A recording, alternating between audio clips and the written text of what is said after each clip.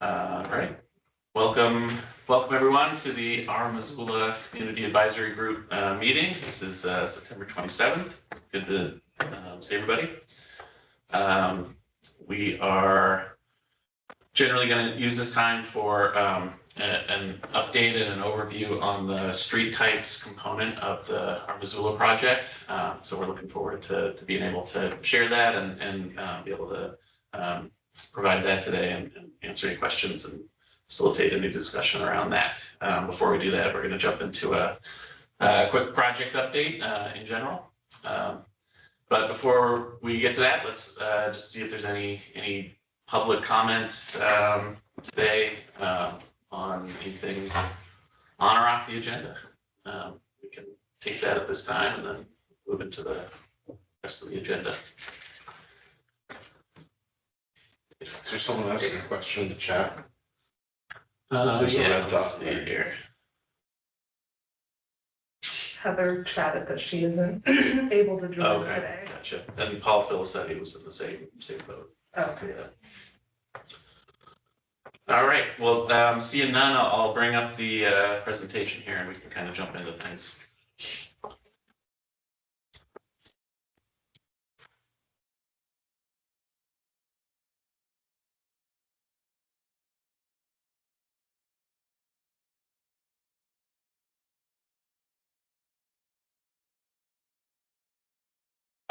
Justin, I'm gonna remove the, I'm gonna blow up the screen on our end. So if you have any questions or comments, just raise a hand or give it a shout, all right? Sounds good.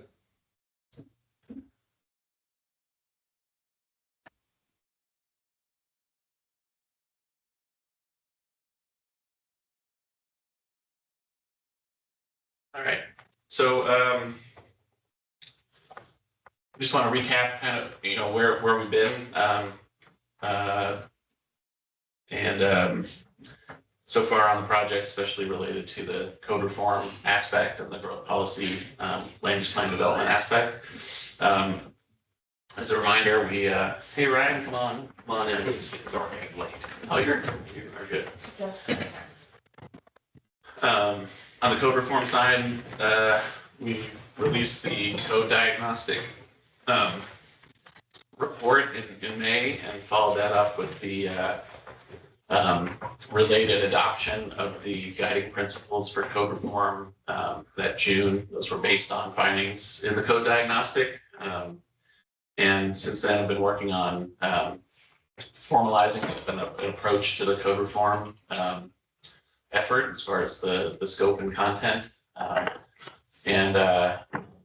And then on the land use plan end, we, early this year conducted scenarios for growth workshops that were really focused on housing and housing options. Around February, March, we released the draft community profile set of information and analysis on existing conditions in June. Also that month, we brought through a couple of resolutions related to the Montana Land Use and Planning Act.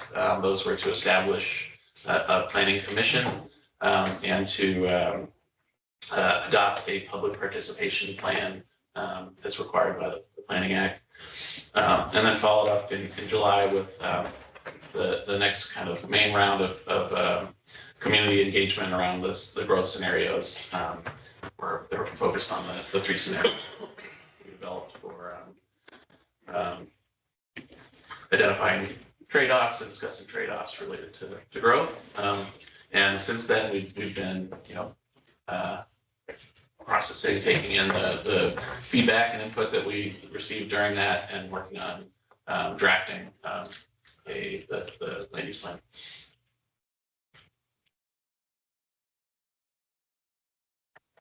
And so moving forward, looking ahead on the code reform side, that is something where, that we're in drafting mode on that, and that will take some time. We think that reaching a point of being ready to produce a public review draft would be probably January ish, and so that we're working on that and developing kind of our plan for how to share that out and set up opportunities for input on the draft code. On the growth policy side, our goal is to facilitate public engagement around the land use plan draft, the public draft of the land use plan in October, so next month, and follow that with an adoption process in November and December. And I don't know if now's the time we could kind of talk about what that October might look like, or. Yeah, we have 4 events planned between October 15th and October 23rd, 2 presentations of the plan, and then 2 sort of like open house light drop-in sessions that we'll provide that are a little more chill with the same information on boards, but just a couple different ways for people to engage and participate. And then online, of course, we'll have the full draft available for reviewing and commenting. And so. And maps. And maps. Interactive maps. Maps, which will be fun. We love maps. Yeah, but, you know, kind of around, obviously, what is within the plan, and I think also a little bit about what is different, like why was it a growth policy and now it's a land use plan, like what's the difference? Where does some of that other stuff live? And then what does this mean for the future? And so we'll have a couple weeks of really robust engagement around the plan itself, and then to go through the adoption process in November and December. Emily, is there anything that you wanted to add to that? No, I think you covered it.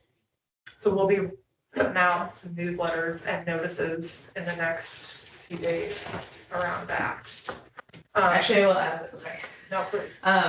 The angle of this engagement will really be like a reporting out of, we've done this engagement and analysis over the last 2.5 years, and here is the city's synopsis and attempt at kind of synthesizing this. Community, does this capture it? And kind of give space for like, if we're hearing that we really, really missed the mark on something, then we have a little bit of time built in to address that before the public adoption. But it'll be not, I don't know, we're working out on how to ask that question specifically, but not a ton of like workshopping or kind of new idea generating, but more of like confirmations. We held a couple drop-in sessions this week to just provide a last opportunity for folks that hadn't been involved in the project to participate. Thanks to Kat for helping secure the University Center room for us as a member of the OMCAG. That was super helpful. And then, we reached about 30 people total this week with those efforts, which isn't a ton, but I would say 50 to 75% of the attendees were new. And then throughout the month of September, did a lot of tabling in the community and going to every neighborhood meeting and reaching a bunch of new people that didn't know about the project yet. So kind of just making sure that especially folks that hadn't heard about the project yet heard about it and knew that we were releasing the draft soon. We're also planning a panel discussion with Erin and the Montana Association of Planners, because the American Planning Association president is going to be in town for the MAP conference on October 10th, and we're going to have a panel. Brittany's going to be a part of it, and others, and just kind of talking about the land use plan is coming out and what are some local and national trends, how are we being responsive to these, big issues of affordability and growth in our state that are unique to us, but how are we approaching it in our own communities? And that'll be on the 10th at the ZAC from 11:30 to 1. So you'll get notice of that as soon as we have all things. Do you have anything to add to that? No, only just that it's a good opportunity to have at least a brief conversation with somebody who's a national leader around and on national committees working on legislation at that level and the similar partnerships between builders and realtors and planners and others. So I think there's similar conversations happening, and so it's an opportunity to have a transfer of information on what we're working on locally and the challenges that we have and what Angela is working on nationally, and how we can help each other there. One question, how are you pushing the notifications out for those drop-in sessions? I'm just surprised because I haven't heard anything about those. The So, ones that we had this week. yeah, was it targeted? I think that's great that you're attending the neighborhood meetings because you'll reach a lot of people that may not be Yeah. paying attention, but just being so involved with MOR and MBIA, I don't know that they're on that mailing list, and I would push that out to our membership. So I'm just curious, I mean, do you have to be checking Engage Missoula every week? No, we have a list, we have a stakeholder list that's hundreds of stakeholders long, and I mean, we can look and verify, we kind of split it up between staff members and make sure I know. I'm pretty sure that those entities are on. Yeah, maybe let's chat and Stakeholder we'll see if I have the right contacts for those Okay. groups and. Like Bob, has your group gotten the bike community on those? Well, I'm not sure. It's hard to keep track of all the Okay. announcements coming out, but I think so. I mean, Yeah. I get an email from you all about what's happening. I mean, I get the ones about these meetings, but I bring it up just because my biggest fear about this, what I'm a big proponent of is to avoid the rezoning process and the uproar of that adds time, adds money. It's unpredictable when you're trying to create housing. And making sure that as many people are touched during this process, because this is the process, and they're gonna have to live with it. So that's why I bring it up. For sure, thank you.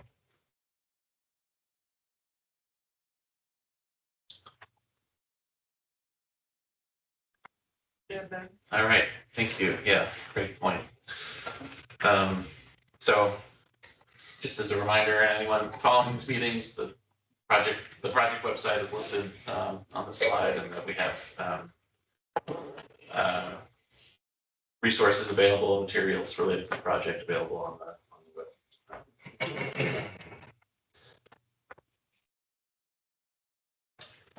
All right, we're going to transition over to focusing on street types here, and I'm realizing that I was negligent in starting the meeting by announcing or making sure that people are aware that we're joined by people that are not usually with us. So I might just see if Aaron and Ben, you could introduce yourselves to the group. Let us know who you are. Yeah, well, I'm Aaron Wilson. I'm the planning manager for the Public Works and Mobility Department. So I oversee our various transportation and long-range infrastructure planning efforts. And included in that is the Metropolitan Planning Organization, which is our regional transportation plan, or transportation planning entity. We're also in the middle of a transportation plan update, and so the timing is, I think, working reasonably well, that we'll have a solid transportation plan that is supporting what's in the land use plan. But we've also been taking the lead on developing these street types and thinking about that relationship between the land use and transportation and infrastructure in our plan. Thanks. And I'm Ben Weiss. I know most of you. I don't know that I know you two. I'm a planner under Aaron in the Transportation Division, Public Works and Mobility. Thank you. And we'll be presenting on what we're doing around street types in a few Yeah. minutes. We're going to cede the floor to these folks here in just a minute, but before we do that, Can we do an intro or? Oh, sure. Yeah. I'm Kat, I'm from the Basic Needs Office on campus. This is Cleo, she's a practicum student in my office. Yeah. We're so stoked to learn the street. We're going to have a chance to go around and introducing ourselves again here for an exercise that we had coming up. So. Oh my God. But before we do that, I do want to just kind of remind this group and walk through kind of how this this project of street types and this concept of street types has been something that has been referenced in our conversations and that we have been considering along the way here, along the route towards putting these materials together for the Missoula project. So I just wanted to walk through where and how we've talked about this, and then I'll pass things over to Ben. So the first point to make is, as you know and remember, we have been focusing on a place types approach as a key component of the project, both in how we describe our land use designations and update and modify how we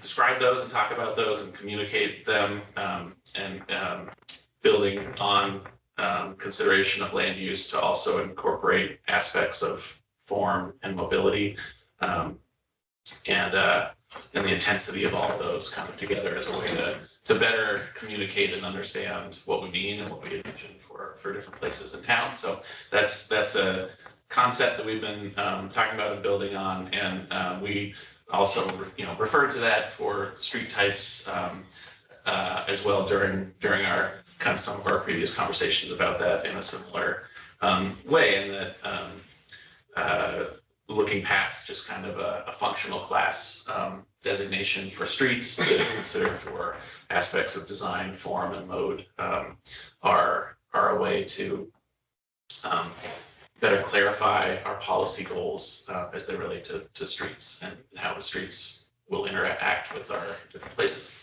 At that time, we listed these elements that are listed here. These are not necessarily the same aspects of the what we associate with streets is what we're including in our current materials. But this was something that we had talked about previously as being a relationship to the Missoula project. Another point in the process where this has been a connection that we've been making is through the findings in the code diagnostic. As you remember, the code diagnostic, it is was an evaluation of our existing codes, and it looked at our codes in light of their substantive aspects. How much were they enacting the policies that we have or not, alignment with our policies. It looked at our organizational aspects of the code. Do they fit together? Are they navigable? And then the process aspects of the code, and that's looking at what is the path to approval or defining the way to yes. And so there are points within these findings that we identified in the code diagnostic that do point towards the street types, using street types as a key, mechanism and avenue for addressing some of these findings.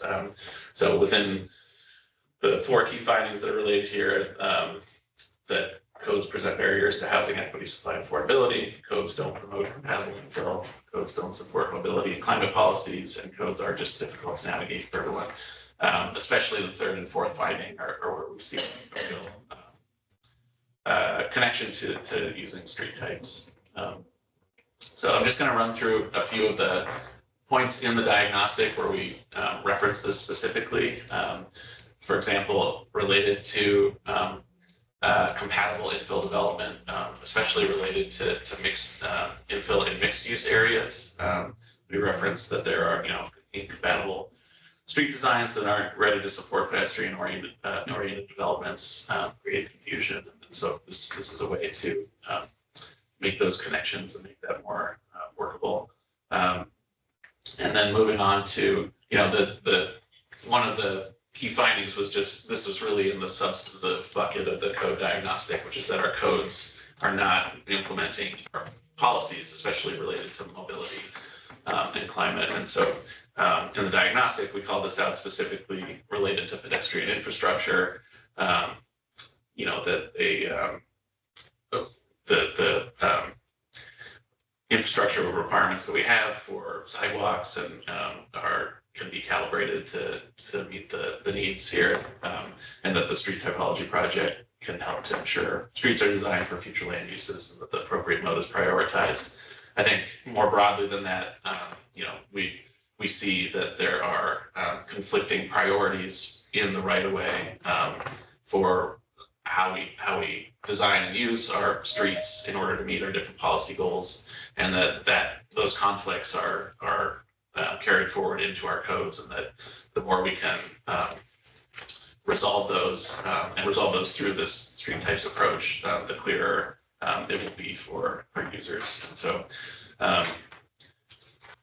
if you remember, each of the key findings in the diagnostic had a series of considerations for code reform as for us to be considering as we move forward. And so related to this misalignment, with policies, one of those considerations is to define right-of-way standards for both infill and greenfield development based on the street typologies plan.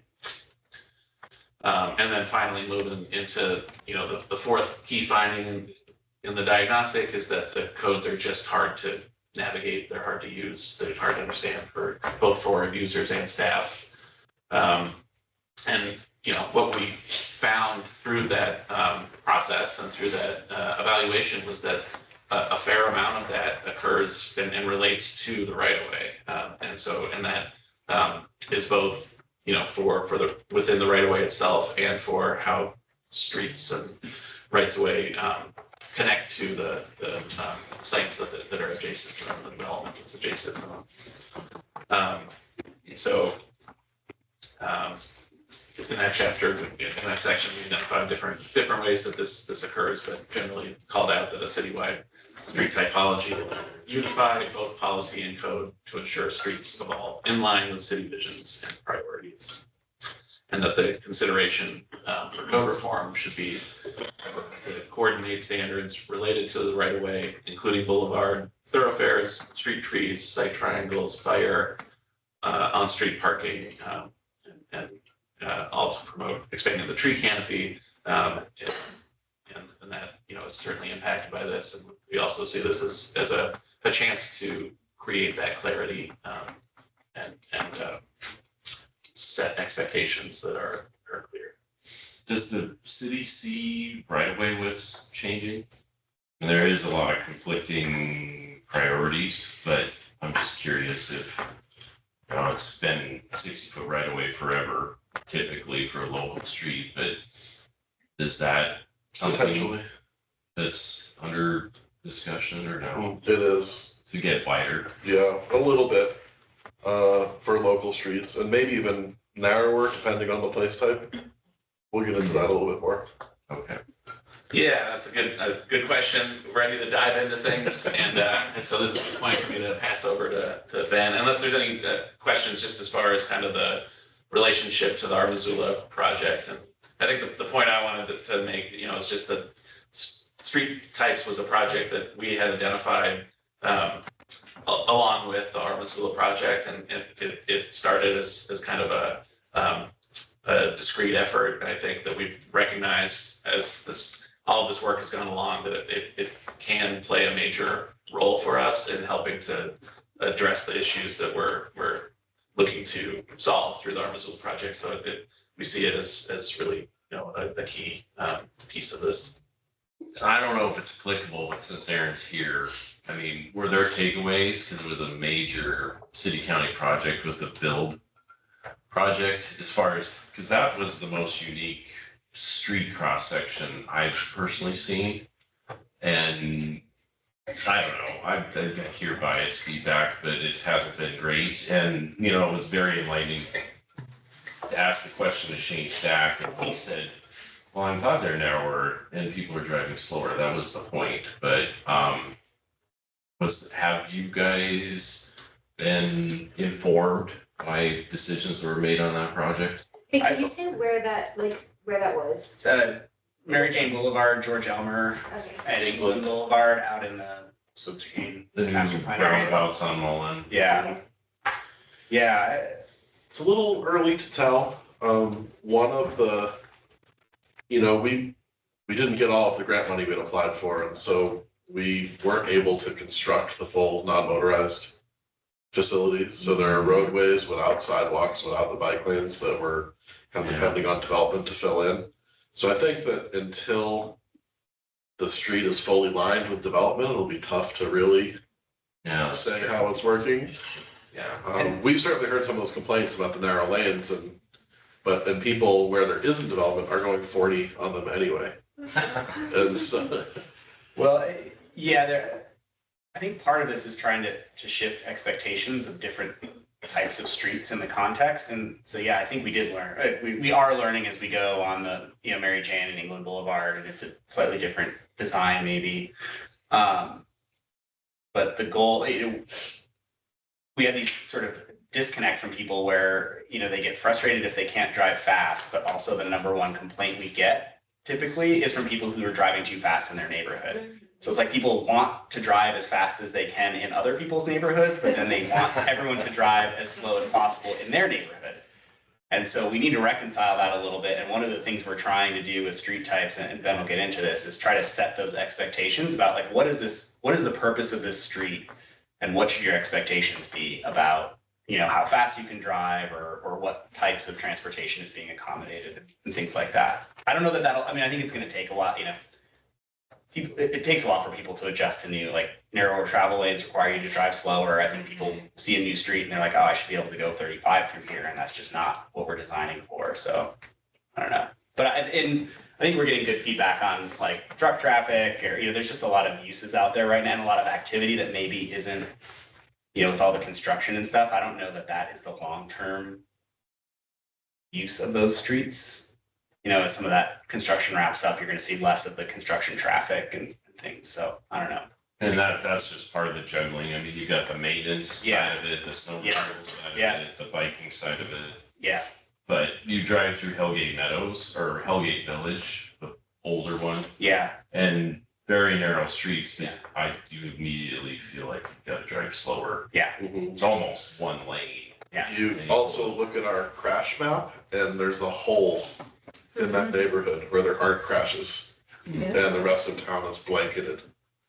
In crashes. And it seems to be effective. Hellgate Meadows is a decent model for how neighborhoods should look. And I don't think we ever get speeding complaints from that small neighborhood, which is, but It's a yeah. great lead-in to kind of, the first thing that I wanted to ask people was, before I get into just yapping, I wanted to ask people, what are your favorite streets in town? And I wouldn't mind going around the room.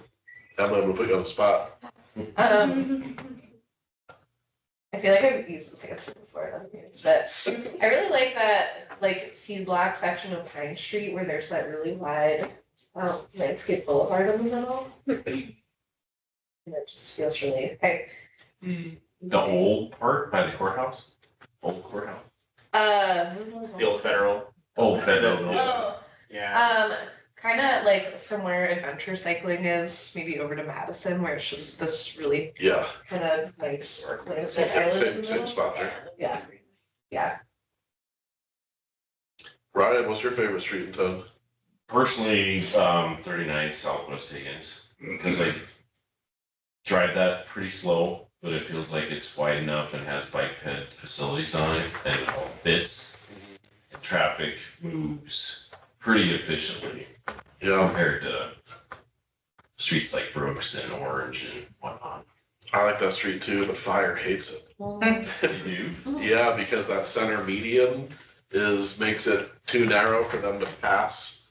Like if they're with sirens and lights on and a car pulls over for them into the bike lane, they have to get up on the median still to drive around them because it's not them whole blocks that aren't wide enough for them to pass. Speaking of conflicting priorities. Yeah. Bob, what's your favorite street in town?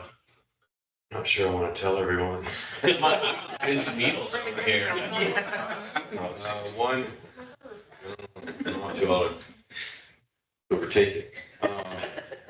It's only a block from my house, and I've been talking to my wife. We go on walks in the evening, and this one, kind of discovered recently. It's Collins. It's 12 feet wide, and it's two-way traffic, and there's no curbs, and there's no sidewalk. You walk down the middle of this little street. There's a couple speed bumps. Water drains right off the side. There's great views of the mountains. It feels really special, and we love walking on it with our little dog. I used to live in the couple of blocks that you were talking about, so that was my initial answer on Pine, like with the nice boulevard and people don't fly down that street, I think, because, well, there's a lot of potholes, but also because, I think it's because it's so narrow. Yeah. But I also like that little area, like everybody else, by Bernice's, like where there's color on the streets and, yeah. I had to just Google Maps it because I'm bad at street names, but I know where it is. I really like Walnut, where it crosses 6th and then 5th, kind of behind Orange Street. That's where I used to dog sit our friend Christina's dogs and would walk around there. And the same, like the streets are the like not main streets of 5th and 6th, but the cross streets are a little narrower and a little slower. And there's a lot of trees, and there were always like families and dogs, and for me, it's more about the people than it is about the street and driving. I think that the street design though influences that behavior. Absolutely. People are more likely to be out. I don't drive, and so respectfully, I don't know street names. Respectfully. So offended, but okay. I don't know if this is gonna count as a street, but my favorite is Milwaukee Trail. Why did we buy Okay. campus? Okay.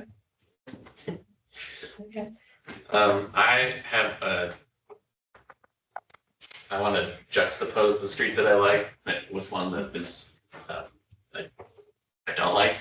And that's, Here we go. I love the improvement that was done to Missoula Ave that broke out like the street into half and half for driving and half for walking and biking, and it's just really cool. I love it. And then it ends at Lolo Street. And Lolo Street is really narrow, and it's like one of the most uncomfortable streets to walk on because the sidewalk is like there's no separation from the sidewalk to like a street that is pretty busy and drive really fast on.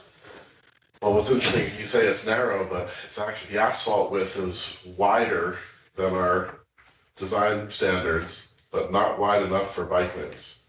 And so it facilitates high-speed travel. Yeah, that's just or maybe it's just there's no shoulder separation. Yeah. Yeah, say Patty Street or Patty Street is my favorite because it's a little like relatively slow and not a lot of traffic. It's got some traffic calming, and it has Patty Creek that runs along it. It's very calm, and I don't know. Oh, you mean Patty? No, I thought you meant Patty Street downtown. You mean Patty? Yeah, Patty Creek. Yeah, not Okay. Patty Street downtown. Sorry, Okay. that's yeah. You get those two. You need better street names. Yeah. Yeah, Patty Creek on the south end of town. I'm gonna say Myrtle, it's like kind of in the Bernice's, it's the cross street, that's parallel to Higgins, but it's behind, like, we got La Petite, we got Flippers, we got Bernice's, we got, the Roxy, the senior center thrift store.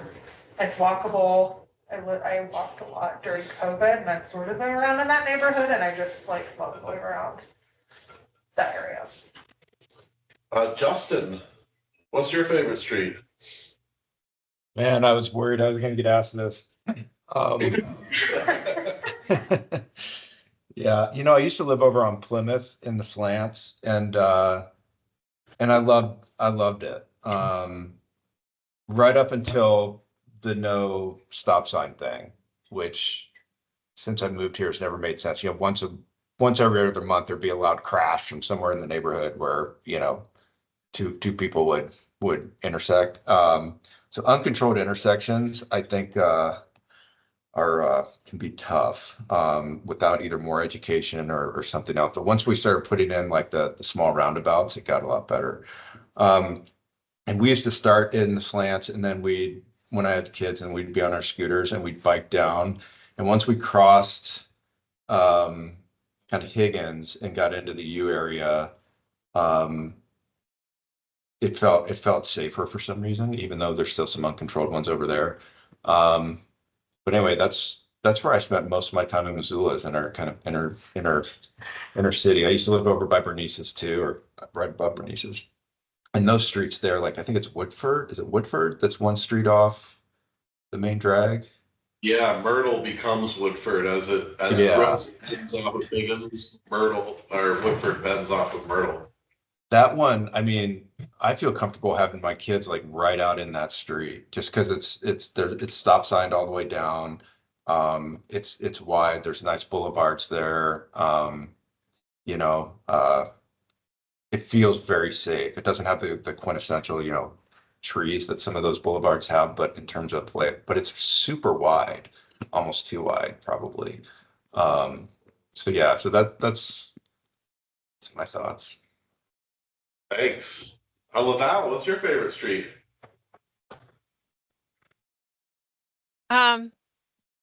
You put me on the spot. I think it's the Missoula Ave too. All right. Yeah. And Thomas, what's your favorite street?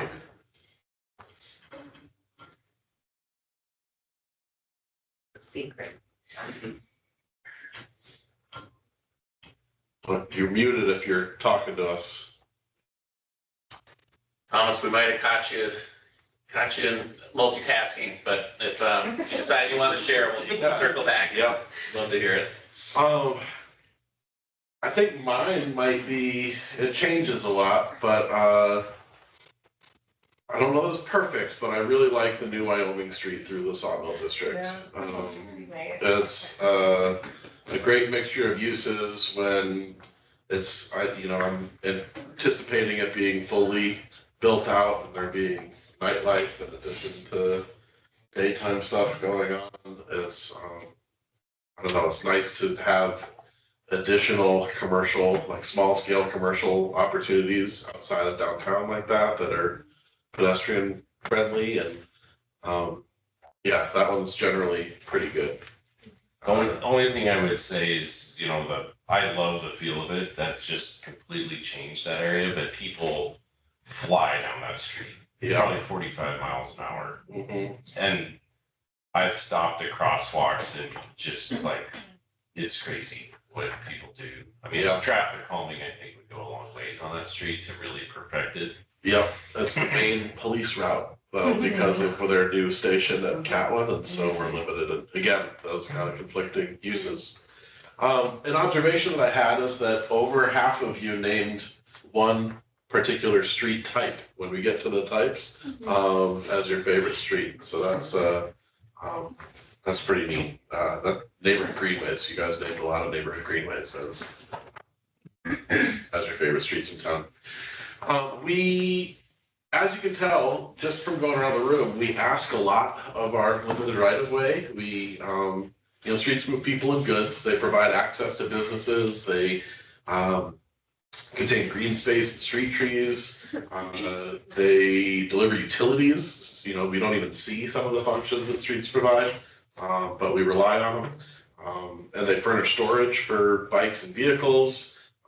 We even conduct business in streets, and that used to happen a lot more in pre-automobile age, but we still have sidewalk cafes, and downtown people wheel racks of clothes out there, and sandwich boards announcing that people are down the street or sales that they have. And so we relied on streets to do a lot for the community, and we don't always know. Sometimes what we're asking them to do are in conflict with each other. Police and fire can sometimes have different, and both in the interest of safety, they have need to travel quickly, and in order to be safe, the rest of the public needs to travel a little more slowly. And so there's a challenge there. There's a tension that we need to resolve and need to understand how to resolve it and where to resolve it. Ben, did you want to share the presentation? Yeah, I think you should put it up. And so that's the main reason that we're taking on this project of drafting a street types plan. Basically to ensure that our transportation infrastructure best supports the adjacent land uses and advances the community goals. And we talk about community goals, and I just want to be very specific that, or we do have some very specific goals. We have adopted a Vision Zero policy, which states that we aim to eliminate fatal and serious injuries on our roadways. And that might sound like a no-brainer as something that we should do, but in practice, it represents a pretty significant departure from the way that we have historically thought about transportation infrastructure.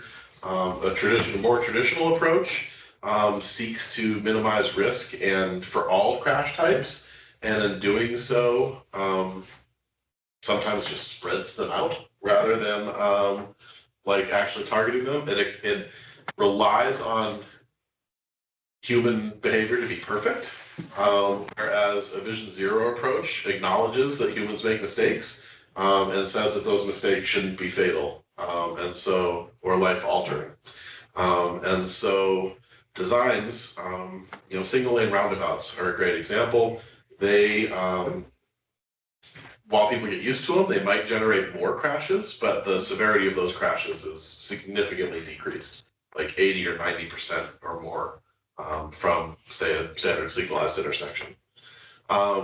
Vision Zero also takes into account education and reduces reliance on enforcement.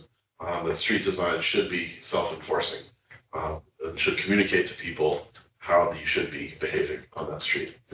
Another goal that we have is we have a very ambitious mode split goal, or the mode split is the percentages at which people use each mode.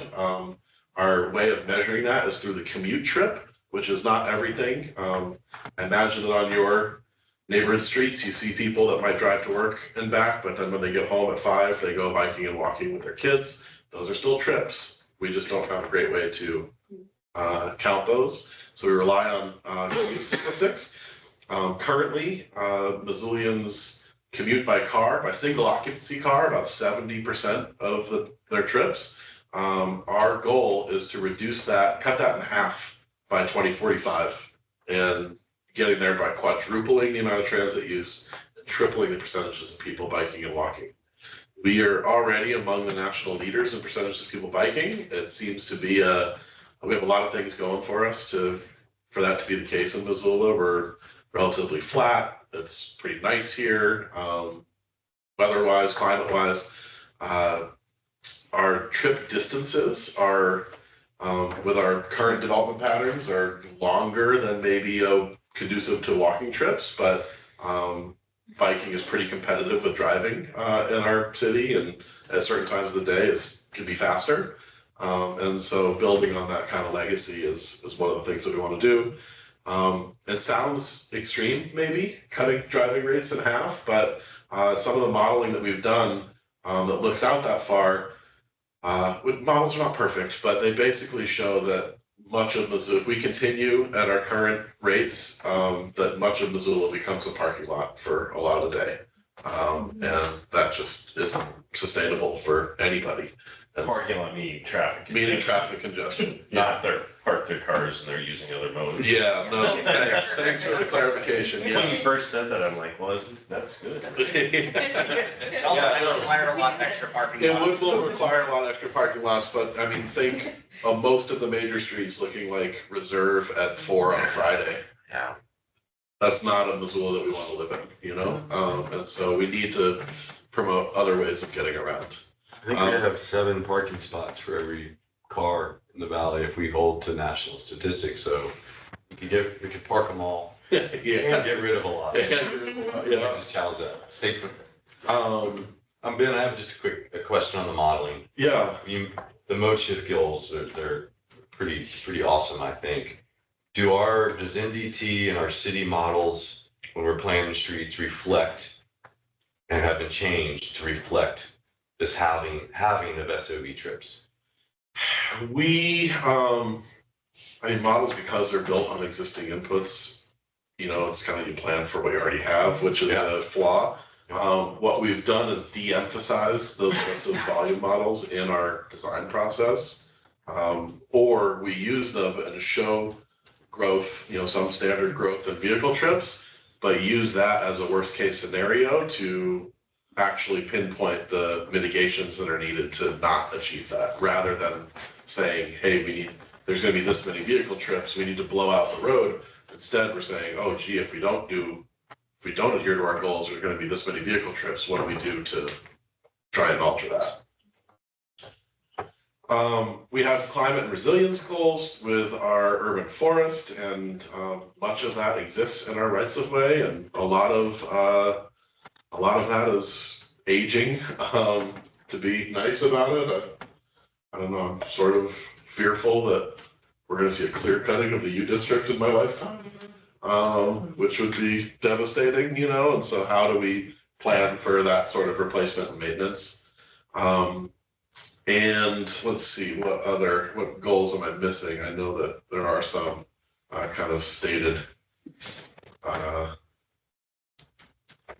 assuming trails falls into goals. It does, although trails planning is happening through the PROST, the Parks, Recreation, Open Space and Trails Master Plan that they're in the middle of right now.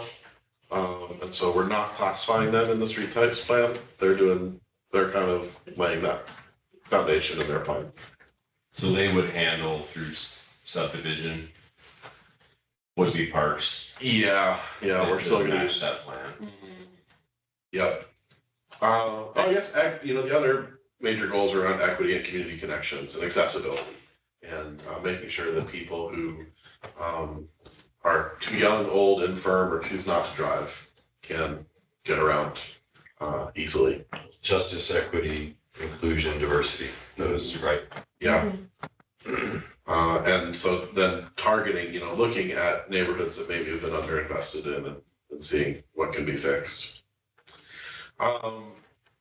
And our current plans our plans are generally pretty good, but our current regulations around street design don't necessarily advance all of those goals.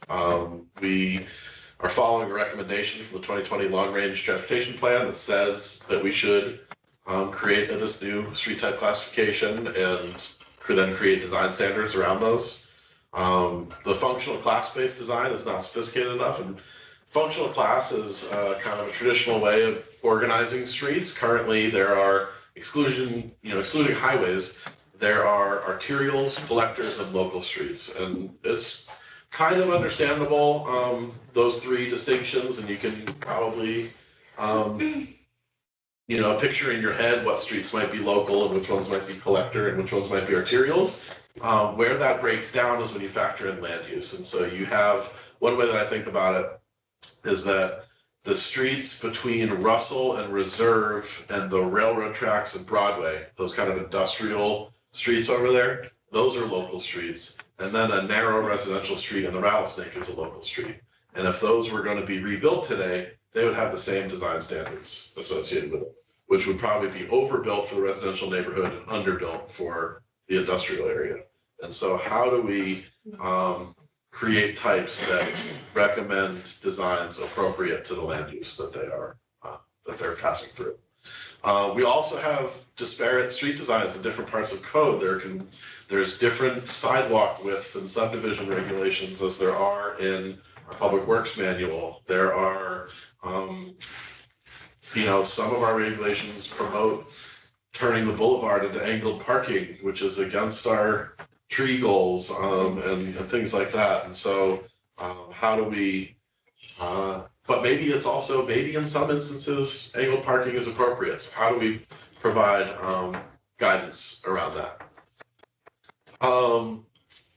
The current manuals, Ryan mentioned the build area, those do kind of, those streets, the new England Boulevard and Mary Jane and George Elmer, did kind of follow some of the latest guidance in the National Association for City Transportation Officials, NACTO, produces design manuals, and these streets kind of look like that. Again, they're not fully built out, but we had to spend a lot of time in the kind of project initiation and early design phases to get our heads around what we want those streets to look like. And it would be better if we could have clearer guidance around that from the outset. And have you been out there, Bob, on a bike, Mullen, George Elmer, Mary Jane? Only on Mullen and to look at the new roundabouts. I haven't been in the internal The areas. only reason I ask is probably my biggest question is that separated bike lane. And I'd be curious to know if you feel that's important. Which street?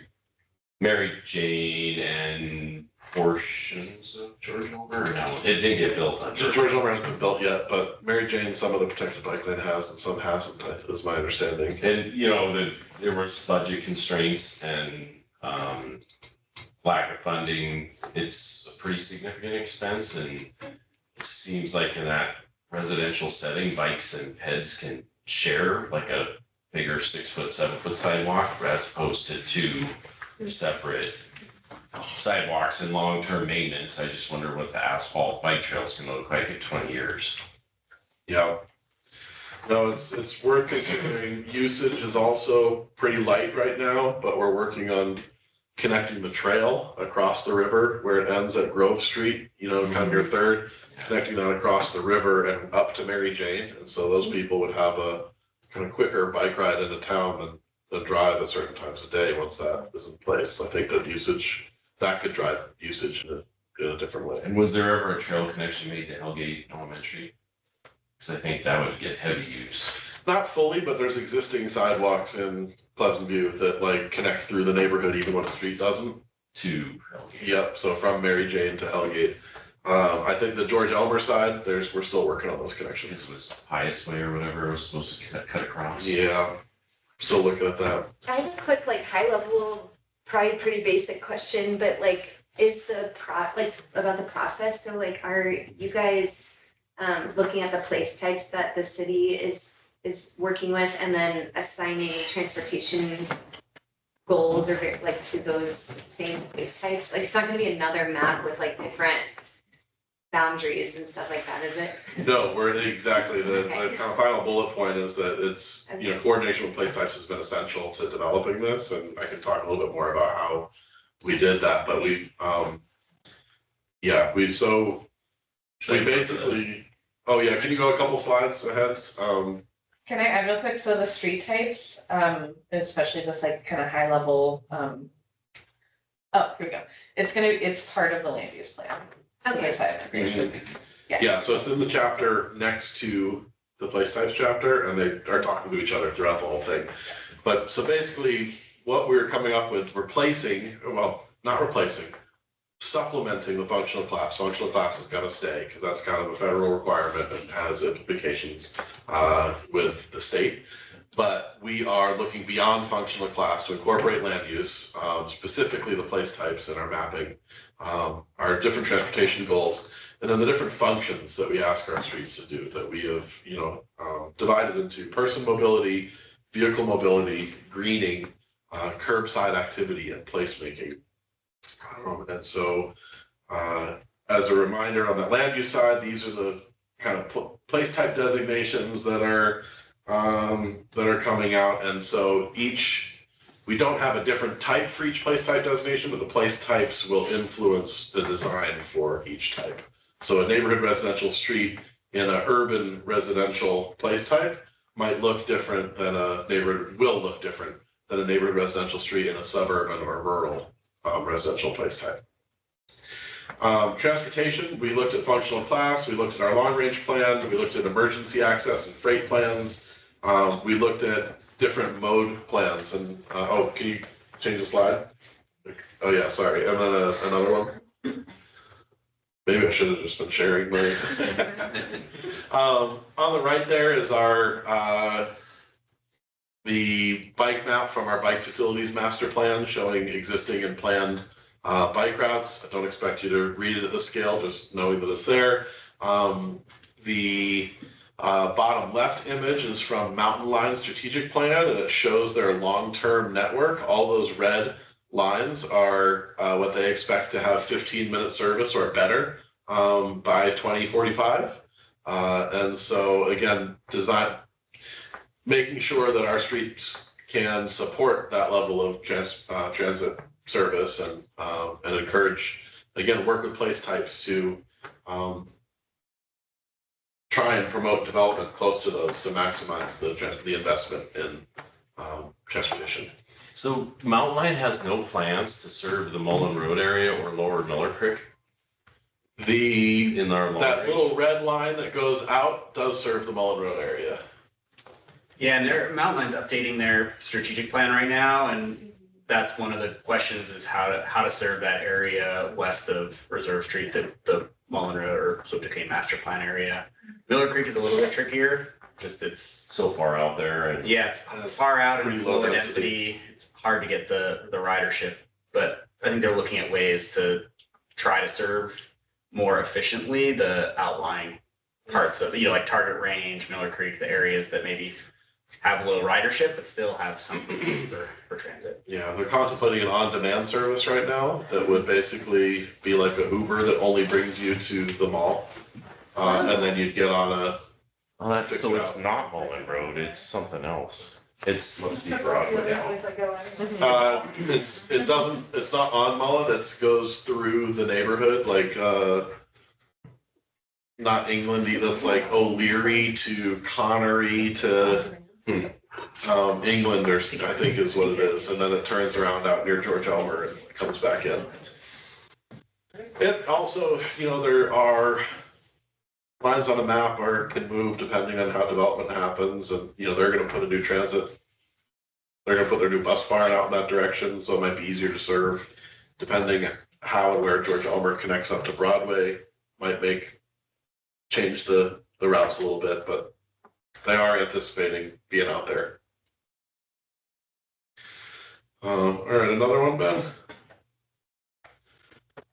So I went over those functions and priorities of a street, and these really inform the character and feel of the roadway. Some of the things that we talked about when we went around the room talking about our favorite streets.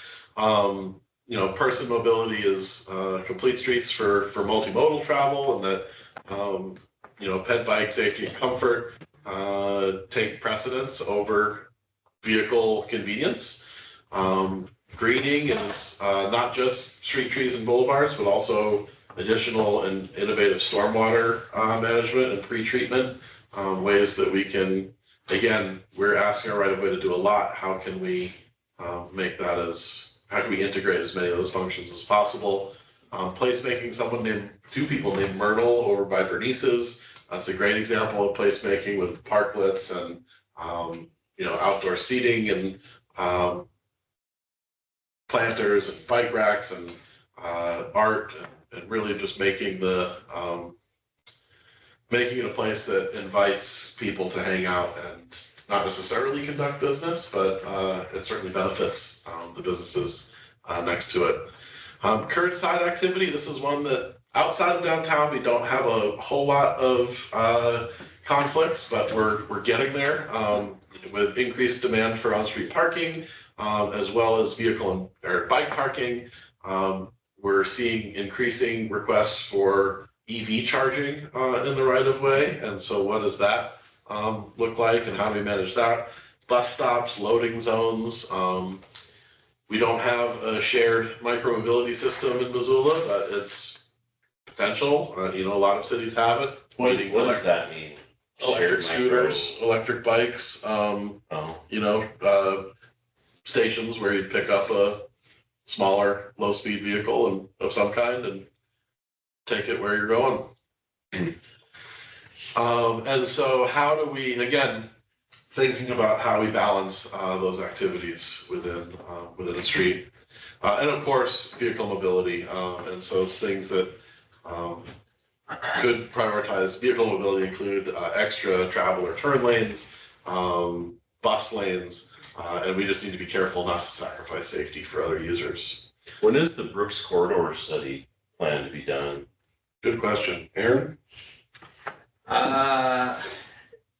Yeah, that's a good question. I mean, I think ideally we'll have some recommendations by the end of the year, but we've just been really trying to think hard about what that project looks like. And we did a tour of some BRT routes a couple months ago, or in the spring, and it gave us some ideas to really evaluate what's gonna be most effective, so. That just seems like the findings of that are gonna be pretty significant to Midtown. Yeah, yeah, so I think, I mean, ideally, I think we're still shooting for end of year, but it might spill into the first part of 2025 too. So that list of design elements on the right-hand side there is pretty comprehensive. These are the things that street types will affect. And again, from a kind of organizational standpoint, this street types chapter within the land use plan is setting it's establishing what we want our streets to look like and why. Our code, their development code will establish when and where we build them, and then updates to our design manual will specify exactly how to get there. That will have what are the widths, what are the actual curb radii at intersections, when do you do traffic calming versus a stop sign. Those sorts of questions are not in this document, or those sorts of specs are not in this document. And so when we get to your question about right-of-way widths, will those change? It's possible. I think that an example is our standard 5-foot sidewalk width is perhaps substandard for, really promoting walkability. Now, I have 2 kids, we can't walk 3 people side by side on the sidewalk, and that is not conducive. If someone's coming the other way, and 2 wheelchairs can't pass each other on a 5-foot sidewalk. Yeah, my 2 cents is there's some give and take there because the expense of both of those is not insignificant to development and future cost of housing. I'm not saying a bigger right of way is a bad idea, but I don't know. There's a balancing act. I just think about my neighborhood, a 5-foot sidewalk. It works 99% of the time. And you can feel a 6-foot sidewalk on a collector street. It is nice. What neighborhood is that? It's Lower Miller Creek. Well, and that's a place where it probably wouldn't change. Again, because of the place type designation. Whereas maybe in a urban residential place type, you might actually be able to decrease right of way by have a wider sidewalk with street trees in the, have it look more like a downtown cross section where instead of a wide landscape boulevard, you have a narrower street tree in a pavement. Or what I'd even be a fan of, if it's appropriate, is a wider sidewalk on one side of the street. Mm-hmm. And then you've still got the boulevard, landscaping, trees on the other side. But on Lower Miller Creek Drive, do I care which side of the street I'm walking on? No. And does it feel more comfortable? But it's just a cost thing. Yeah, no, it's important to consider and keep in mind. It's important to some people, but I think I want my kids to live here too in 20 years. So I think this is a good plug and a good reminder that for both of these components of the land, these street types will be a part of the land use plan, place types are going to be a part of the land use plan. The focus for those is to have these conversations and get a sense of what our values are and kind of establish what our values are, so that when we get to the point of, well, are we, we do the same thing on both sides of the street? What is the width? What is the, that's based on kind of these conversations on what do we really want to put our focus on, and what are our priorities. And so I think, so I just want to make a plug that, when the land use plan comes out, it is important to get that feedback and get that involvement, especially from, with the development community kind of consideration for what are the impacts of this for the eventual rules and standards that we'll be developing on this, and a chance to bring that into this conversation. In regards to code reform, there's been quite a bit of talk about eliminating minimum parking standards. How does that play into this street type conversation? It is something that we've considered, and each type, I've been kind of beating around the bush a little bit because we're not quite ready to show the types. We're still working on that. And so, but each type will have a sheet that identifies what its design objectives are.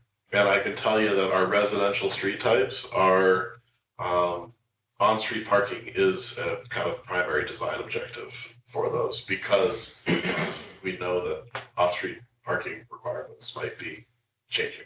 That's the only other thing I've heard ruckus, I guess you could say, about, is when I'm a kind of a fan of reducing the parking standards.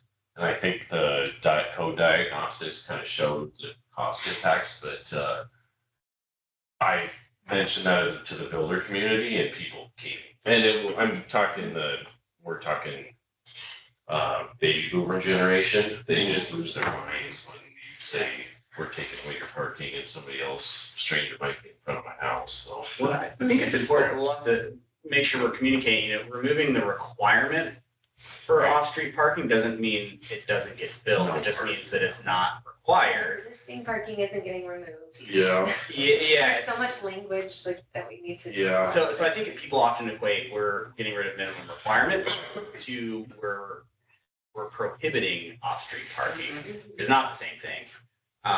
So, my guess is, we could eliminate most of it today. I mean, you build a lot of housing, like there's still a market for it. And so it's not like it's all going to disappear overnight. So When I go to conferences and talk to planners from communities that have eliminated that, or even been in cities that have eliminated it, what happens is the market does it the way that it should. It allows the development community to tailor their projects to what the needs are.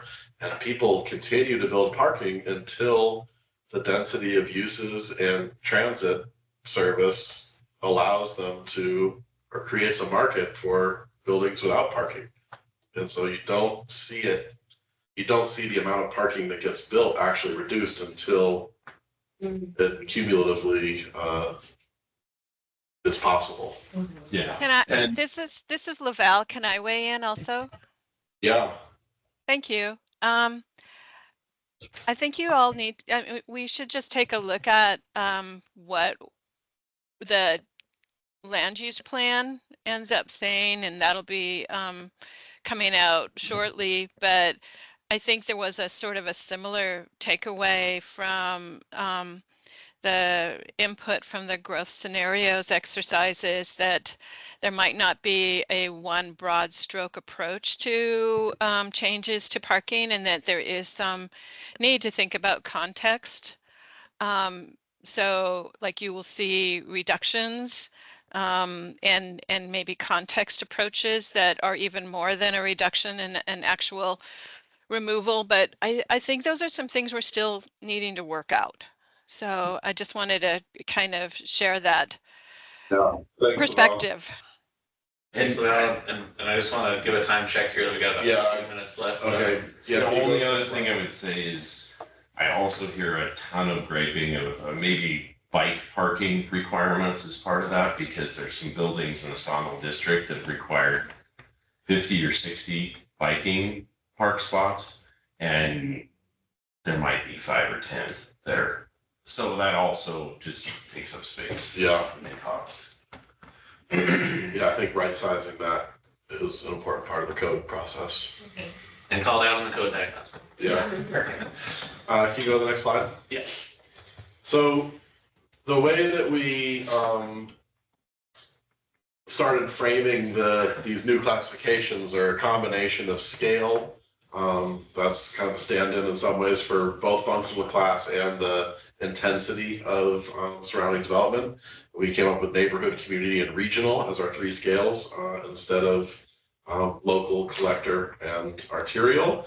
Local is a particularly bad name because we're in Missoula. Everyone thinks every street is local. When in reality, some of them are serve a more regional context, and that's, I think, more understandable by lay people. We looked at our land uses and we looked at the functions and priorities and came up with, you can go to the, I guess yielding those or adding those together yielded like 20 something types if we drew lines between each of them, but some of them overlapped and didn't make sense, and so we honed them down to 8 street types that we think we can articulate a clear purpose for each street, why it exists, and what its role is in the fabric of Missoula. And so this is how the chapter is organized. It has a narrative section up front, identifying the purpose and the vision, values, and goals for our transportation network, the connection of street types to our other plans and policies. We're not adding anything new. What it is a new way of organizing all of our existing plans and goals around transportation, putting them in one place to help then implement through development code and our design specs. And then we talk about our framework for how we develop the types and how the types are differentiated from each other. Those types are neighborhood residential, neighborhood greenway, which is typically residential but can be commercial. It's at the neighborhood scale, so it doesn't see a lot of traffic. It's a smaller street, but that it's really important to the biking and walking networks. And so again, going back to some of our favorite streets in town, Missoula Ave is a neighborhood greenway, Plymouth is a neighborhood greenway. What were some of the others that people named? Myrtle and Woodford are neighborhood greenways.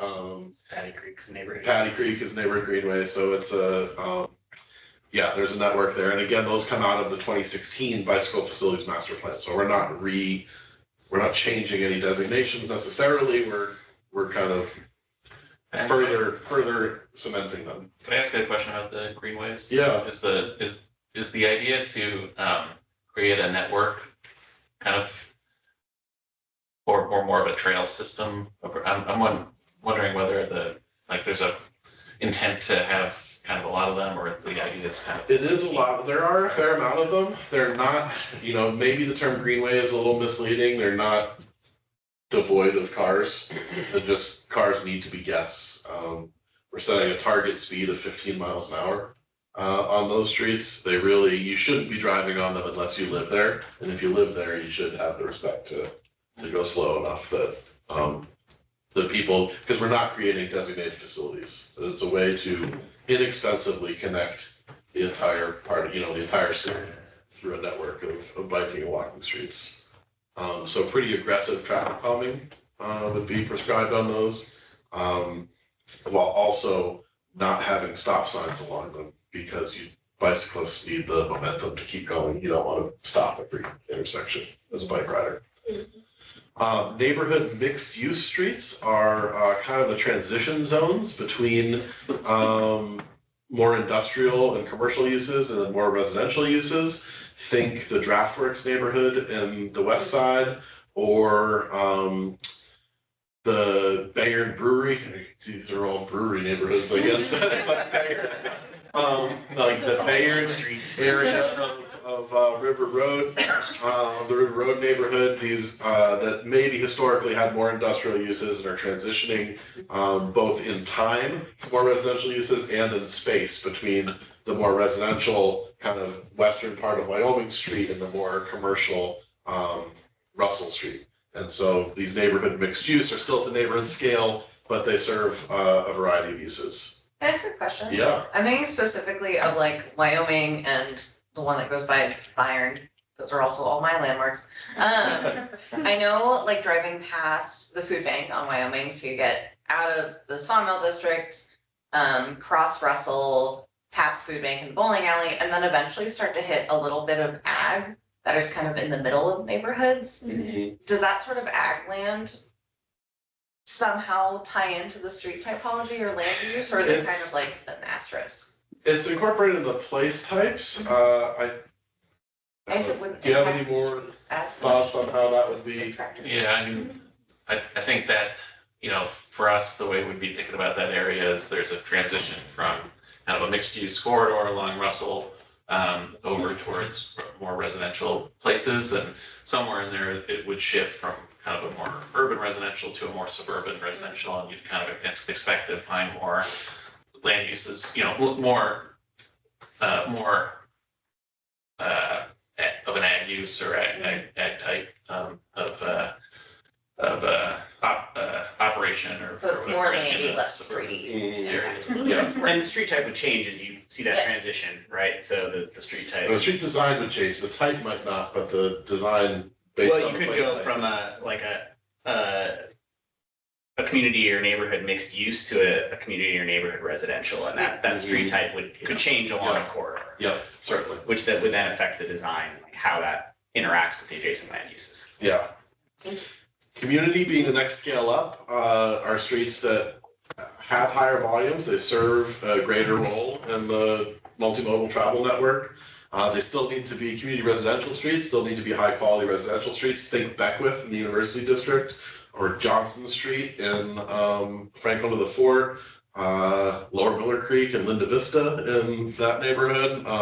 The streets that, you know, it's not exactly a one-to-one, but community and collector are, you know, close to translate into each other. There are some collectors that have been downgraded to neighborhood. There are some arterials that aren't at the regional scale that are community, but typically that's neighborhood equals local street, functional class, community equals collector, regional equals arterial. Community mixed use streets are the more major commercial thoroughfares that aren't the super main arterial street town. So 3rd Street would be community mixed use, Higgins, community mixed use in southwest to Higgins and 39th. Russell, south of Brooks would be community mixed use, and north of Broadway. So areas that are Front and Main would be community mixed use downtown. And again, it doesn't mean that they're all gonna look the same. It means that, again, these are the uses that we're expecting to, you know, the land uses that they traverse, and then we're going to have designs, flexibility in design based on the place type and intensity of development that's there.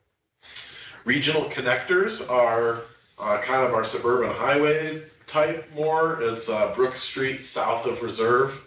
It is Reserve Street in places. It's Broadway west of Mullen Road. It's Broadway east of Van Buren. Those are generally the regional connectors. They extend into the outlying communities and do so. They carry a large volume of traffic and will continue to for a while. And then regional mixed use are other, the kind of more intense along those same corridors, the more kind of intense land uses they would transition to regional mixed use. So Brooks through the you know, the transformed Brooks planning section, Russell's, the new sections of Russell Street between Broadway and Brooks, Broadway through the middle of town, Stevens and Orange, those are regional, so they serve a regional function in the network, but they should be more tailored to the urban environment that they are passing through. And then industrial streets, I mentioned those West Broadway ones, certainly out by Expressway, and that's kind of where industrial streets are. And their purpose is serving, you know, they have a high proportion of freight trips, and so you might need thicker pavement. You have lower pedestrian travel, and you might even not want pedestrians with, you know, mixing with trucks, but you need to ensure the safety of employees and see Brittany, ensure the safety of people that are walking there. And so each of these types has like a big one sheet laying out all of the, again, the typical treatments, the mode emphasis, the functions and priorities, the design objectives, and even a potential typical cross section. Here are, this slide includes a kind of description and picture of each of the streets as I just gave it. And then finally, our next steps, we're looking forward to the public review and adoption process to kick off next month. We are going to incorporate the street types framework into the development code, create new guidance and considerations for design and various street elements, configurations for each type. And then, and with that, determining a methodology for design-related decision-making to balance the competing needs when faced with constraints. We know that, you know, we can put our ideals into plans, but when we actually go to build something, or try and review a development proposal in a, you know, parcel that can't support the full width, but needs to provide access to all the homes, how do we make those decisions? Thanks, Ben. And, you know, we're out of time for today, but we have questions that, if there are follow-up thoughts or comments from the group, whether those of you here today or those of you reviewing the meeting afterwards on the recording, you know, do these descriptions connect with your experience of actual streets in Missoula? What do you think of as the key purposes for identifying street types in Missoula? What do you see as the important functions of a street besides moving people? And do you have any suggestions or concerns about how this gets translated, you know, into the rules, standards when it's implemented? Are great follow-ups or things to hear more on? And things that we. My contact info is there if you didn't have it already to help answer those or to, you know, pose those, because we are going to be taking lots of comment over the next couple months. Yeah, I feel like I've talked way too much today, but I can't help it, beat this drum. The guiding principles or whatever it was, there's 3 of them on street types. I didn't see cost there. I just think it's important, or if we adopt something we can't afford, we'll have missed the mark with code reform. Thanks, everyone. I'm going to turn off the recording and close down the meeting. And thanks for your